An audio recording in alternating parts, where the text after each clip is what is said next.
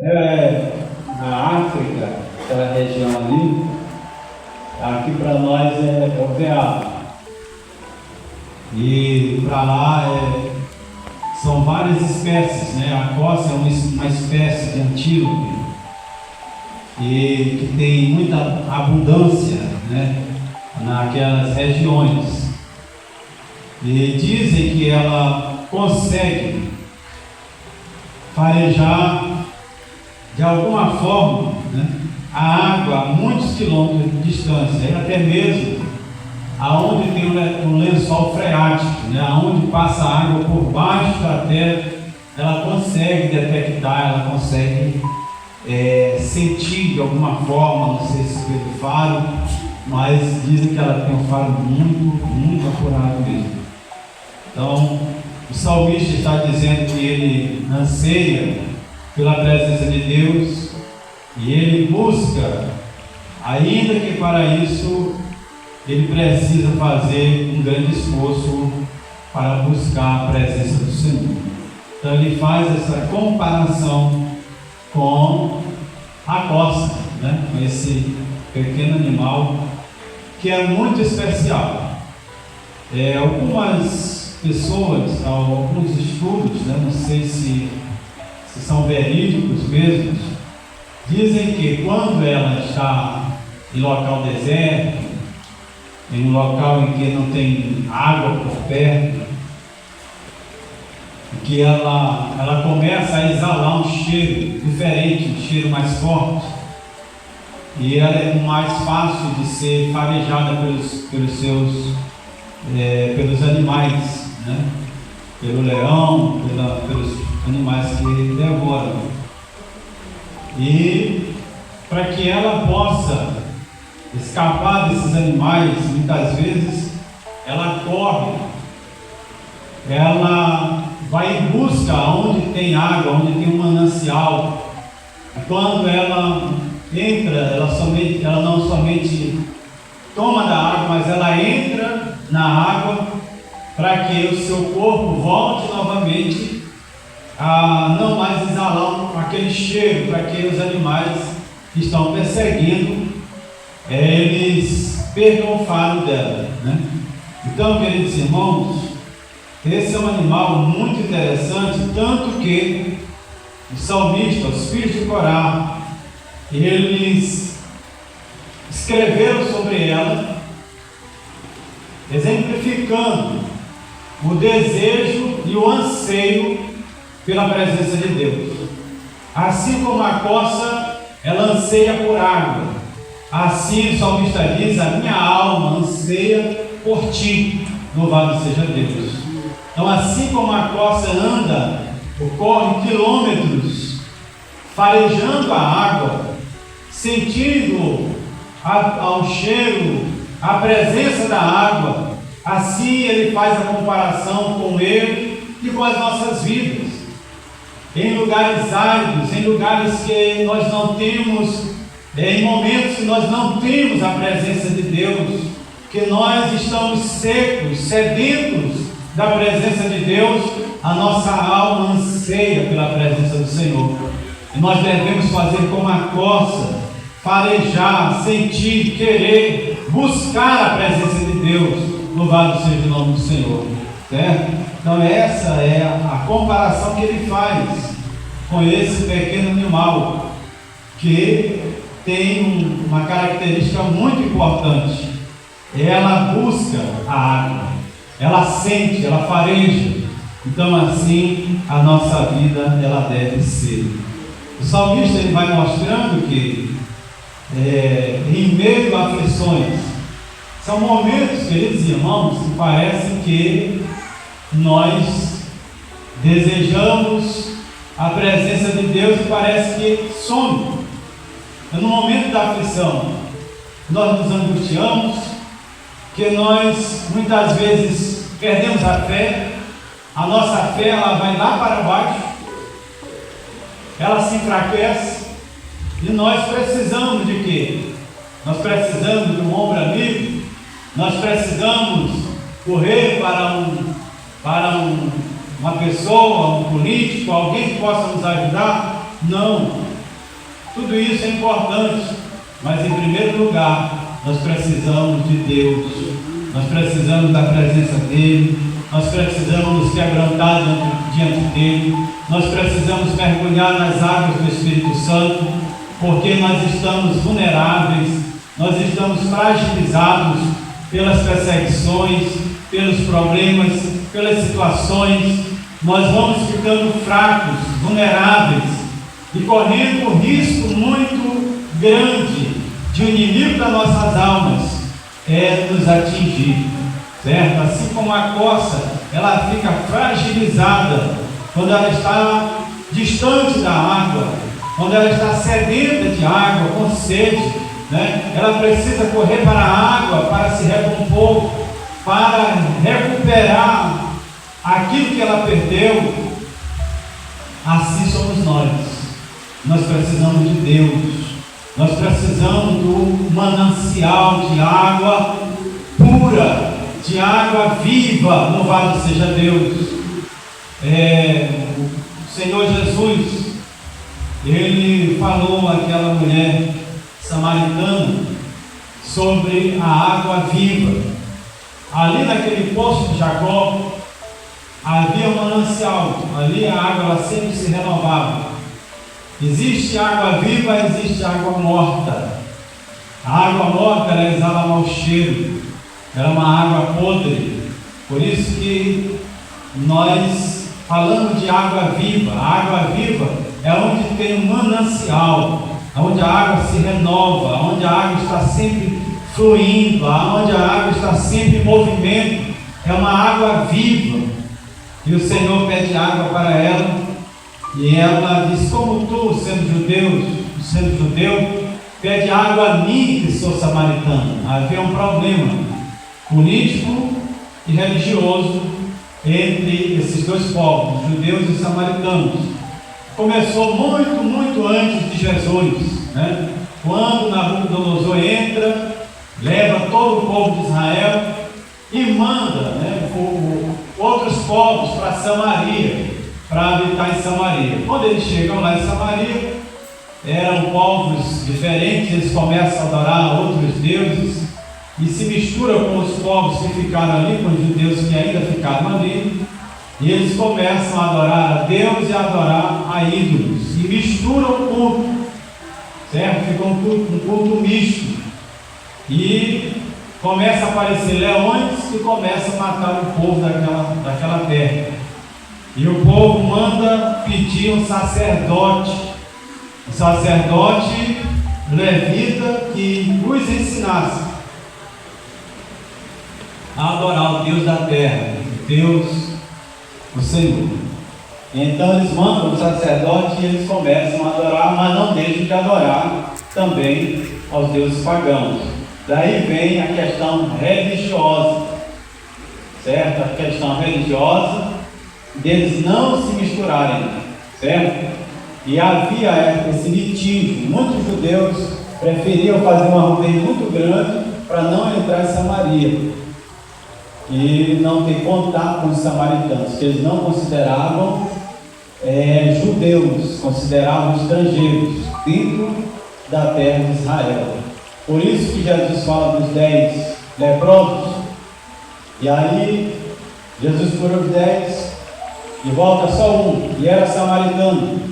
E o Senhor Jesus diz assim: só não tinham 10, só voltou esse estrangeiro, que ele era samaritano. Eles não consideravam os samaritanos judeus.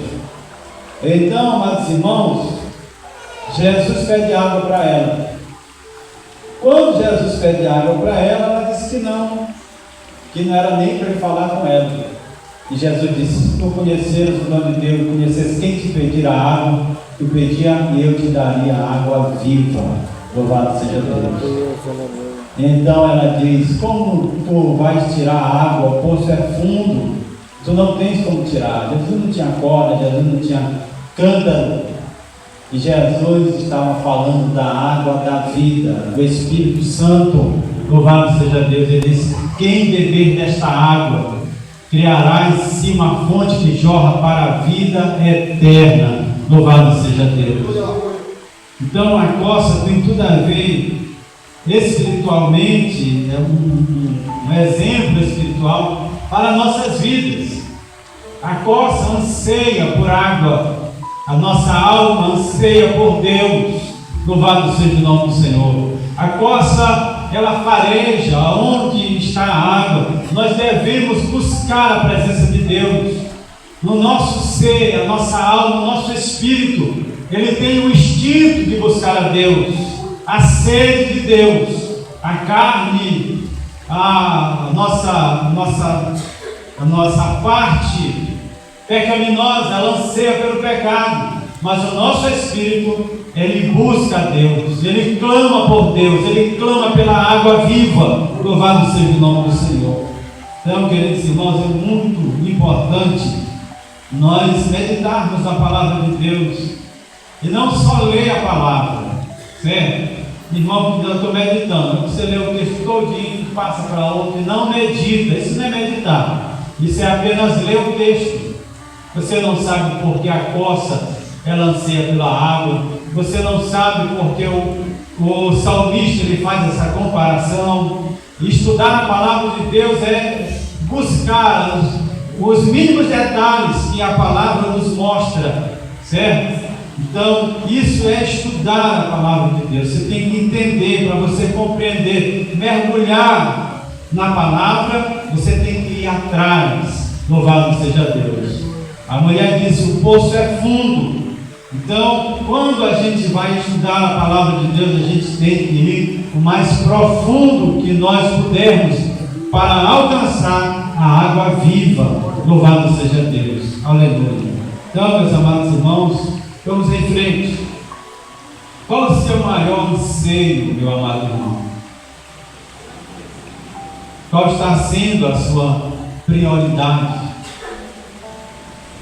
Pelo que a tua alma está ansiando, está desejando? O que está sendo a prioridade da tua alma, do teu espírito? Muitas vezes nós sufocamos o desejo do nosso espírito.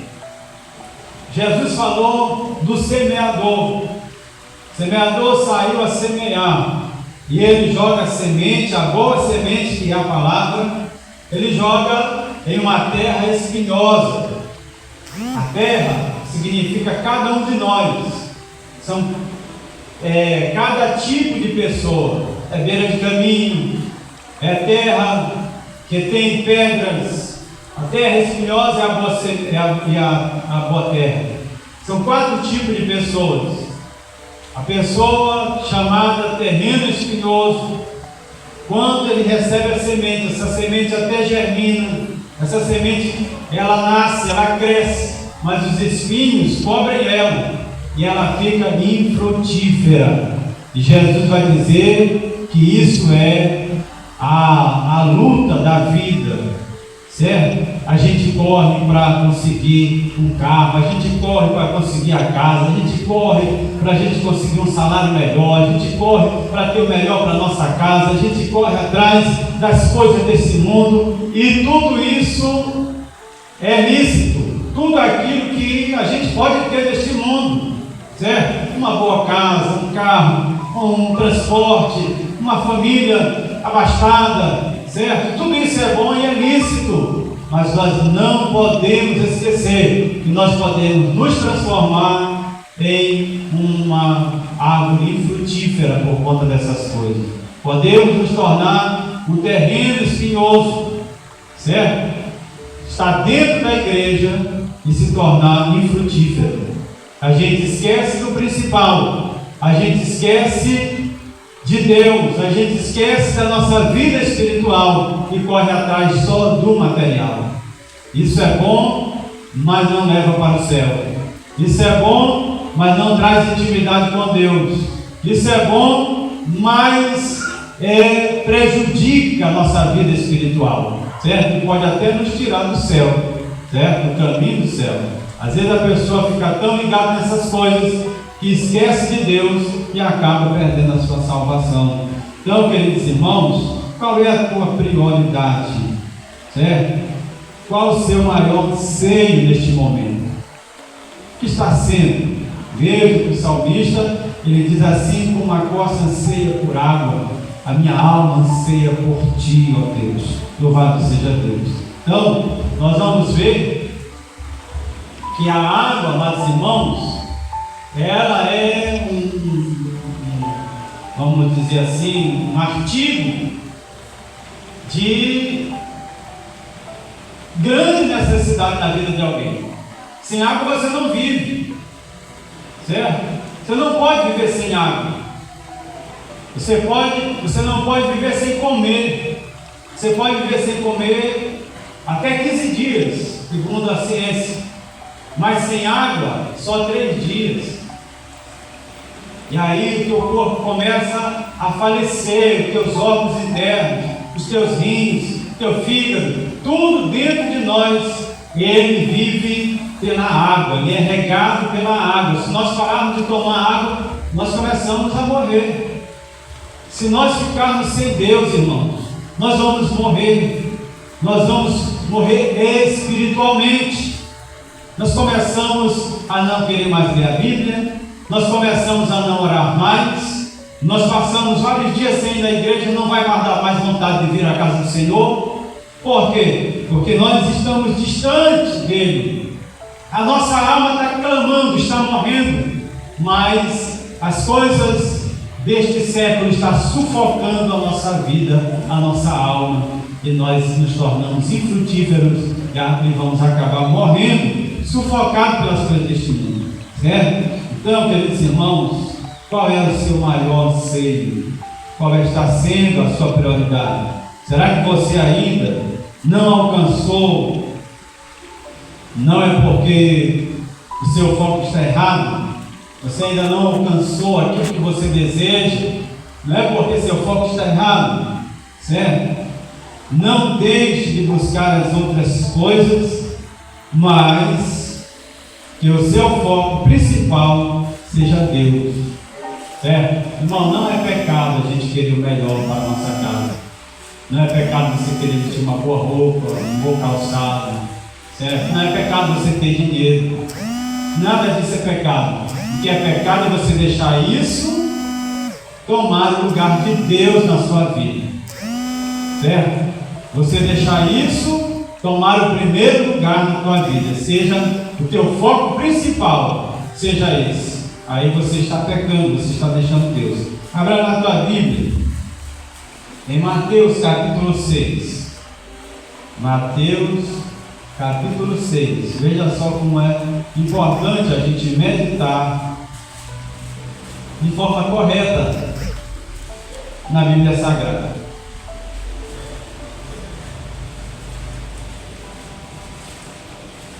Nunca é bom, irmão, você ser um crente fanático, porque o fanatismo ele vai te levar ao extremo. Você vai começar a julgar as pessoas. Você deixa de ver sua vida e começa a ver a vida do seu irmão, a família do irmão, os filhos do irmão, certo? Você começa a prestar atenção se o irmão ele faz isso ou não faz isso, certo? Você esquece da sua vida. Você começa num fanatismo tão grande que pensa que só você é crente na sua igreja. Até o pastor é menos crente do que você, certo? Isso é um fanatismo. Você começa a julgar a irmã, você começa a julgar o irmão e acha que você já está no céu. E quando a Bíblia diz que não devemos julgar ninguém, para que a gente não seja julgado. Também, com a vida espiritual relaxada, também é outro extremo. A gente não pode ser fanático, mas também a gente não pode estar aceitando tudo. Ah, irmão, é porque agora é tudo pode, né? Agora é light, a crença é light. Não, também não é assim, certo? Não é assim. Não porque lá na Batista está usando isso, nós devemos usar aqui também. Batista é Batista, Assembleia de Deus é Assembleia de Deus, certo? Não é porque lá é do jeito que a gente vai fazer do mesmo jeito, não. Nós temos a nossa igreja, certo? E também temos a palavra de Deus. Nós temos a palavra de Deus. A palavra de Deus está acima de tudo, certo? De todos os costumes, seja lá o que for, certo? Então, quando a gente chega ao extremo das duas pontas, a gente acaba se prejudicando. Olha só o que fala aí em Mateus 6, versículo 33, falando sobre as coisas da vida, nossas necessidades, certo? Se você for ler lá no 25, o 25 vai dizer assim: por isso vos digo, não andeis ansiosos pela vida, quanto o que haver de comer, beber, pelo vosso corpo, quanto o que haver de vestir. Não é a vida mais do que o alimento e o corpo mais do que as vestes? Então aqui vai falar das coisas que nós precisamos todo dia: comida, vestir, certo? Comer, vestir, beber água, né? Como não é beber bebida alcoólica, é beber água, né? É até uma Coca-Cola de vez em quando, né? Não vai fazer mal, mas tomar todo dia faz mal. Olha só, o versículo 33 diz assim: buscai, pois, em primeiro lugar o seu reino e a sua justiça, e todas estas coisas vos serão acrescentadas. Que coisas? O que comer, o que beber, o que vestir, certo? Você vê como tem aqui uma diferença de foco? Quando você foca numa coisa, você coloca aquilo na tua mente, no teu coração, certo? Então eu vou ficar rico, eu vou não sei o que, eu vou conseguir as coisas, eu vou conseguir aquilo. Aí, por conta disso, você larga de congregar, você larga da tua vida de oração, você larga de ler a palavra de Deus, você larga as coisas de Deus de mão. Tem um evangelismo, você diz: eu não posso. Tem uma oração, você diz: eu estou muito ocupado, eu não posso ir lá. Tem um trabalho da igreja: não, estou cansado demais. Então você vai morrendo aos poucos, certo? Não, porque agora eu tenho que conseguir isso, tenho que conseguir aquilo e tal. E você vai morrendo aos poucos, espiritualmente. E Jesus diz assim: foca nas coisas de Deus, que as outras coisas eu vou te acrescentar, eu vou te abençoar, eu vou abençoar o teu trabalho, eu vou abençoar a tua família, eu vou te dar o que comer, eu vou te dar o que vestir, eu vou te dar o que calçar. Louvado seja Deus. Mas que Deus seja o foco da tua vida, que a obra de Deus seja o principal para você. Portanto, aliás, buscai, pois, em primeiro lugar o seu reino, né? As coisas de Deus, o reino de Deus, né? Seu reino e a sua justiça, certo? Buscar o reino e a justiça de Deus, e todas estas coisas vos serão acrescentadas. Veja que ele diz assim, que ele vai acrescentar as outras coisas. Quando você prioriza Deus, é Ele quem acrescenta as outras coisas na tua vida. Louvado seja Deus, certo?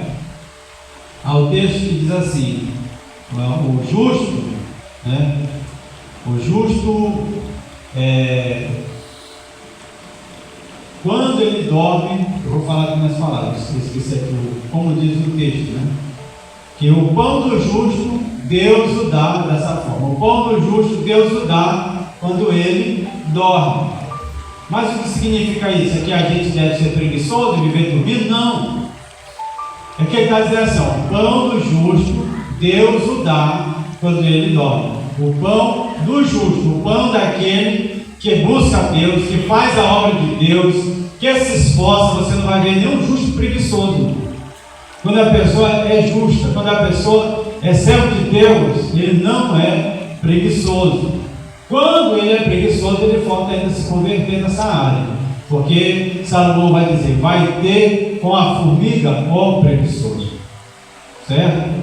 Então, todo crente, ele é trabalhador, ele é fiel, ele conhece as coisas de Deus, ele sabe até onde ele vai, ele sabe o que ele vai fazer. Louvado seja Deus. Então, o pão daquele que busca a Deus em primeiro lugar, Deus o acrescenta. Louvado seja Deus. Então, é muito importante nós compreendermos a palavra, certo? Então, se você está priorizando outras coisas, você está fazendo errado, meu irmão. E o que eu devo fazer? Eu devo deixar eu tenho que dar comida para minha família. Eu tenho que pagar a escola do meu filho. Sim, faça isso. Busque as outras coisas, mas coloque Deus como prioridade na sua vida. Mas o que você quer dizer com isso? Eu quero dizer que você deve colocar Deus em primeiro lugar. Prioridade não é deixar de fazer uma coisa. Prioridade é ter as coisas por ordem, certo? Por ordem. Quem deve estar no primeiro lugar da minha vida? É minha busca pelas coisas materiais? Não. Quem deve estar em primeiro lugar na minha vida é Deus. Então eu tenho que ter meu horário de orar. Eu tenho que ter meu horário de meditar na palavra. Eu tenho que ter meu horário de ir para a igreja. Certo? Eu tenho que ter a minha comunhão, meu devocional com Deus. Então ele está em primeiro lugar na minha vida. Depois eu vou atrás das outras coisas. E quando você vai atrás das outras coisas, você vai ver a diferença que faz na tua vida você colocar Deus em primeiro lugar. Deus abre as portas. Deus, Ele joga por terra os entraves, as dificuldades. Deus opera um milagre. Você vai dando glória a Jesus. Você vai avançando com Deus. Você não deixa Deus para trás. Você vai avançando com Deus. Louvado seja o nome do Senhor. E Deus vai te abençoando. Deus vai te abençoando. E você vai crescendo. Você vai alcançando aquilo que o teu coração deseja. Louvado seja o nome do Senhor. Veja só. Vamos aqui para o Salmo 37. Se não me falha a memória. Interessante o Salmo 37. Salmo 37.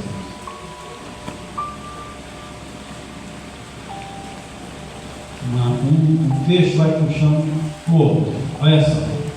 Salmo 37.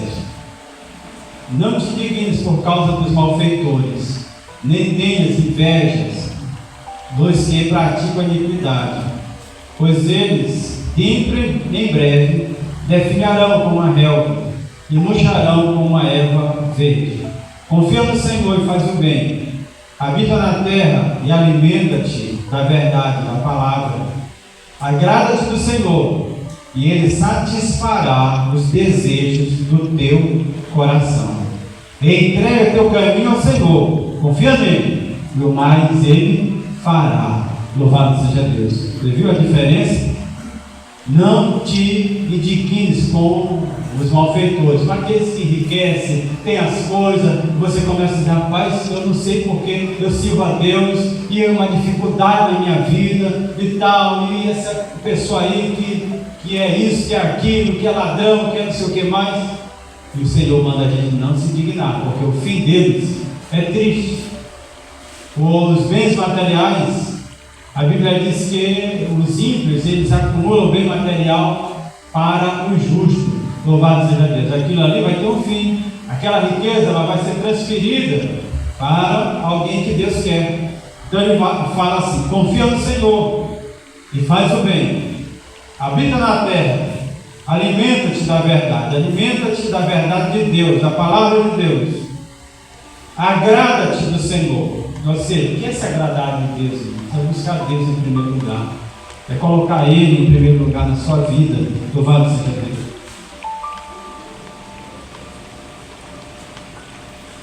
É buscá-lo. É priorizá-lo. É não deixar Deus para outra hora. Não, depois eu vou lá. Irmão, não dá certo para mim não. Eu tenho um negócio para fazer. Você deixa Ele de canto, né? Agrada-te do Senhor e Ele satisfará os desejos do teu coração. Não é a mesma coisa que Ele está falando lá? Não é isso? Buscar, pois, em primeiro lugar o reino de Deus. Só que Ele diz de maneira diferente aqui: agrada-te do Senhor e Ele satisfará o desejo do teu coração. Entrega teus caminhos ao Senhor, confia nele, e o mais Ele fará. O que tiver de fazer, o que você precisar, Ele vai fazer. Louvado seja Deus.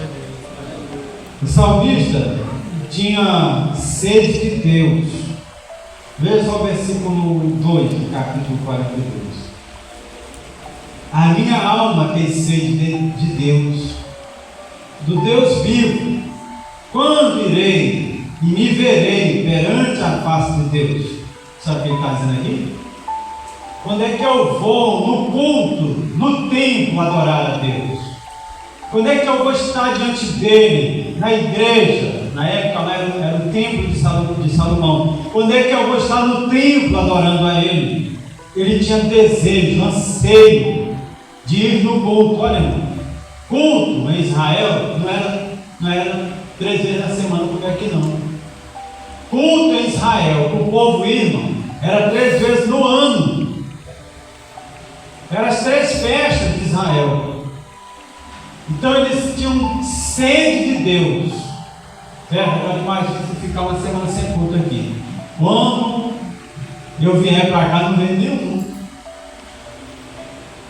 Por quê? Porque a gente se acostuma em casa. Certo? Em casa. Irmão, é só prestar atenção no inverno. Só chove na hora do culto. Quando chove 3 vezes na semana, na hora do culto, no próximo culto que tiver culto, não vem. Porque dá preguiça de vir. Não é isso? O corpo já não quer mais, a carne não quer ficar deitada, né? E se der um vento de chuva, o lençol, o edredom já está bem ali chamando, vem, né? Deita aqui.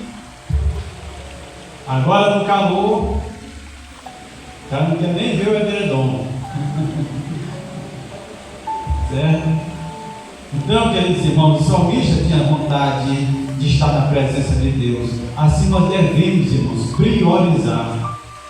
Olha, tem pessoas que dizem que interpretam errado aquele texto que Jesus falou. A carne é fraca, mas o Espírito está pronto. Certo? Eu pequei porque a carne é fraca. Jesus não estava falando ali de pecado, Jesus estava falando de oração. Jesus não estava falando do desejo da carne, Jesus estava falando do desejo da alma. Certo? Jesus disse assim: vocês não podem velar comigo nem uma hora, vocês não podem orar comigo nem uma hora. Aí é que ele vai falar da carne. Ele vai dizer: a carne é fraca, mas o Espírito na verdade está pronto, né? Ou seja, Espírito é Espírito. Espírito não precisa de outra coisa. O que nós precisamos é mortificar a carne. Ele diz: o Espírito está pronto, mas a carne é fraca para orar. A carne é fraca para vir para a casa de Deus. A carne é fraca para jejuar. A carne é fraca para as coisas de Deus. Certo? Aí irmão interpreta errado, irmão, porque ele quer a carne é fraca. Não, meu irmão. Jesus estava falando que a gente tem que orar. Certo? A carne, ela deseja que é o mal. Então é isso. Então o salmista, a alma dele desejava Deus. Desejava a presença dele. Certo? E ele fala no versículo 2: a minha alma tem sede de Deus, do Deus vivo. Quando irei e me verei perante a face de Deus? E aí ele vai dizendo: as minhas lágrimas têm sido meu alimento de dia e noite, enquanto me dizem continuamente: o teu Deus onde está? Lembro-me. Agora ele vai lembrar de quando ele vai para a casa de Deus. Lembro-me destas coisas, e dentro de mim se derrama a alma, de como passava eu com a multidão. Está lembrando quando ele vai para o templo? Como passava eu com a multidão de povo e os guiava em procissão à casa de Deus, entre gritos de alegria, de louvor, multidão em festa. Quando eles subiam, porque o templo fica lá em cima, no monte. Dizem que é no mesmo monte aonde Abraão levou seu filho para sacrificar. E ali Davi manda fazer a terraplanagem do terreno e dá ordem a Salomão para construir o templo. Louvado seja Deus. Então ele lembra desses momentos e ele sente vontade de estar com Deus, de orar a Deus, de derramar a sua alma na presença de Deus. Nós devemos ter esse desejo contínuo em nossas almas. Louvado seja o nome do Senhor. Como a coça, ela anseia por água, a nossa alma deve ansiar por Deus, porque a água, ela é vital para a vida, assim como Deus é vital para a nossa vida, para a nossa alma, para a vida eterna. Louvado seja o nome do Senhor. Glória a Jesus. No versículo 5, queridos irmãos, o salmista tem uma conversa franca consigo mesmo. Quantas vezes você já teve essa conversa com você?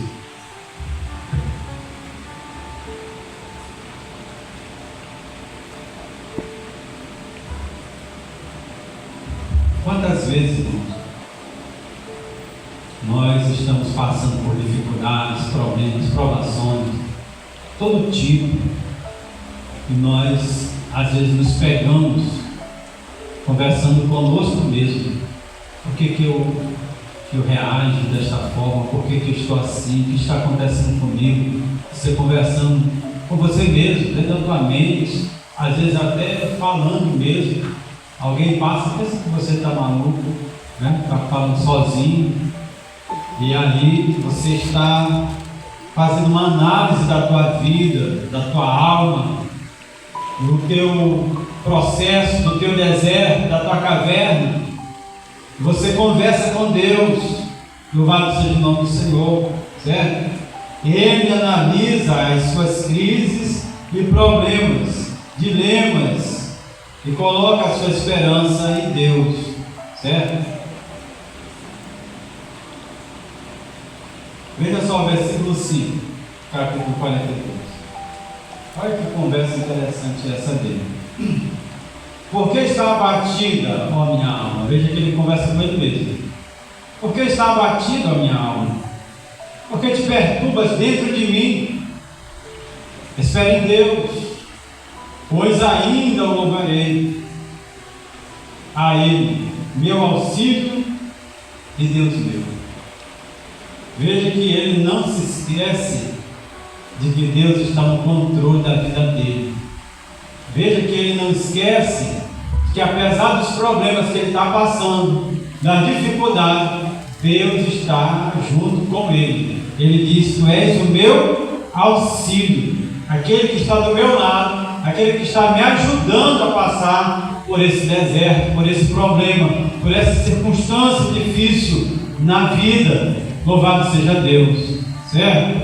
Então, essa conversa é a conversa de um verdadeiro servo de Deus, de um homem, de uma mulher que, apesar dos problemas, apesar das dificuldades, ele anda com Deus, ela anda com Deus, está diante de Deus, sabe que Deus pode resolver, sabe que esse problema aí, apesar de estar persistindo, vai ter um final, vai ter um momento que você vai glorificar a Deus. Louvado seja o nome do Senhor. Ele diz: espera em Deus, minha alma, pois ainda o louvarei. Vai chegar um momento que isso vai acabar, que essa dificuldade, essa tribulação, esse sofrimento vai terminar, e eu vou glorificar o nome do Senhor. Eu louvarei a Ele, meu auxílio, meu Deus. Louvado seja o nome do Senhor. Então, amados irmãos, isso é de quem coloca Deus em primeiro lugar na sua vida. Isso é de quem anseia por Deus. Isso é de quem está passando por problemas, mas que persevera na presença de Deus. É de quem está passando dificuldade, mas que tem a sua vida de oração. é de quem está passando por um vale, né, de problemas e dificuldades, mas que prioriza Deus em sua vida, que não se esquece de Deus, que a sua alma anseia por Deus, que está vindo à casa do Senhor, apesar dos problemas, mas ele está no culto, apesar da dificuldade, mas está na oração, apesar da dificuldade, mas ele está sempre buscando a Deus. Por quê? Porque ele sabe, eu vou louvar a Deus. Quando esse problema acabar, eu vou louvar a Deus. Eu vou contar meu testemunho na igreja. Eu vou glorificar Deus na minha vida. Louvado seja o nome do Senhor. É assim, amados irmãos.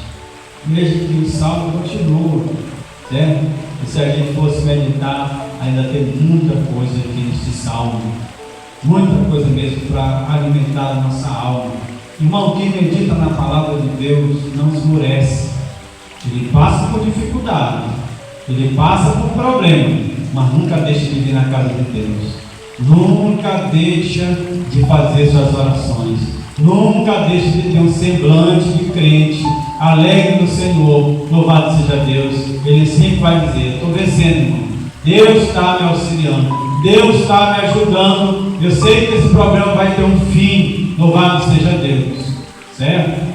Ele conversa com o irmão, não é para reclamar da vida, é para dizer: irmão, me ajuda em oração aí, que eu estou passando por um problema, mas eu vou contar meu testemunho de vitória. Louvado seja Deus. Você vê a diferença de alguém que você vai na casa dele e você só pode sair de lá morto, de tanta reclamação, de tanta murmuração, certo? É como se fosse alguém que tivesse tinta na mão e começasse a jogar em você, despejar em você, certo? Quando você vai sair de lá, você sai todo manchado, aquilo vai impregnando na tua mente, você sai quase doente de lá, certo? Ele nunca diz assim: irmão, Deus vai me dar vitória, irmão, Deus vai nos abençoar, então vamos orar aqui, irmão, vamos fazer um louvor, vamos adorar a Deus, vamos fazer uma oração, porque Deus vai quebrar esses grilhões. Irmão, a gente se alegra quando o crente é assim. A gente é que sai fortalecido da casa do irmão, não é assim? A gente é que sai fortalecido. Você chega lá fora da paz, eu preciso me consagrar mais. O irmão está passando um problema tão sério, e o irmão tem essa força dentro dele, tem essa alegria, está alegre com o Senhor, tem certeza da vitória dele. E eu, por menos, eu já fico atribulado. Irmão, é bom quando a gente vai visitar alguém desse jeito, mas quando a gente vai visitar alguém, parece que ele tem uma lata de tinta na mão, fica jogando na gente. Quando a gente sai de lá, a gente sai todo manchado, todo atingido, certo? Então a gente sai cabisbaixo. Preciso você tomar um banho de sal grosso,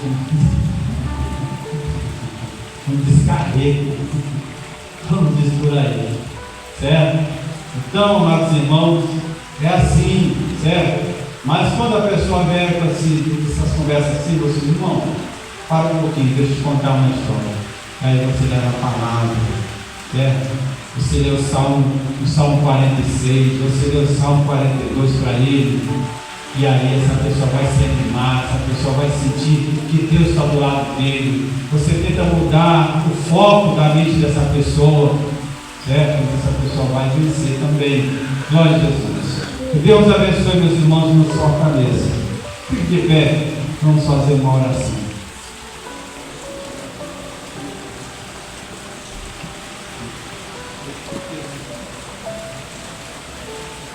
A irmã Kézia teve um probleminha, né, com o irmão levou ela no hospital. Coisa simples, uma contusão que ela teve no tempo.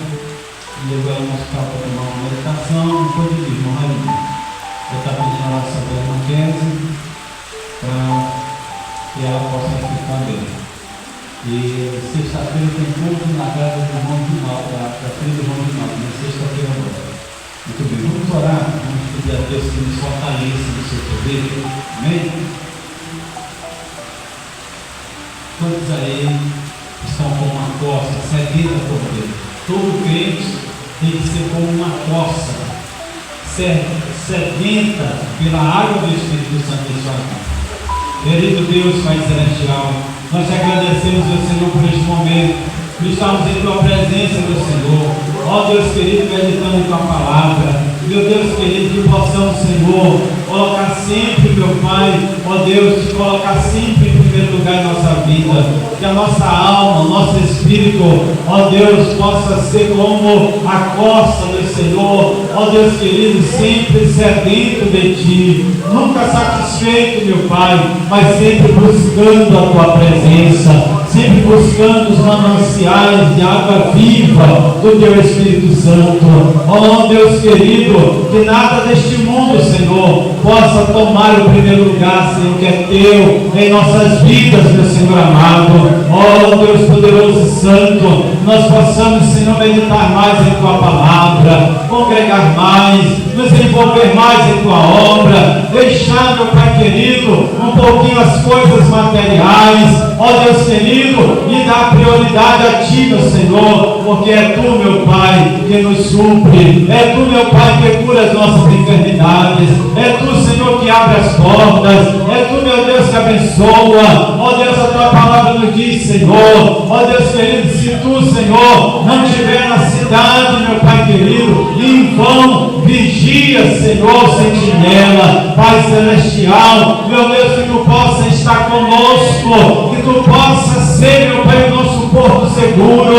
Ó Deus querido, que possamos estar Te buscando na Tua presença, meu Senhor amado. Olha para a nossa mocidade, olha para as nossas crianças, olha para os nossos irmãos e irmãs. Ó Deus querido, que possamos sempre estar, Senhor, à busca, Senhor, de Ti, cada dia mais, Senhor amado, em oração, ó Deus querido, na busca da palavra, em nome de Jesus, ó Pai amado. Pai querido, coloco diante de Ti, Senhor, Manguésia, meu Senhor amado, Te peço, meu Senhor, que estenda a Tua mão saradora sobre a Tua filha, meu Deus, repreendendo a dor, repreendendo todo mal, repreendendo toda enfermidade. Pai celestial santo, assim, meu Senhor, nós Te suplicamos a Tua graça, a Tua bênção, em nome de Jesus, que vive e reina para todos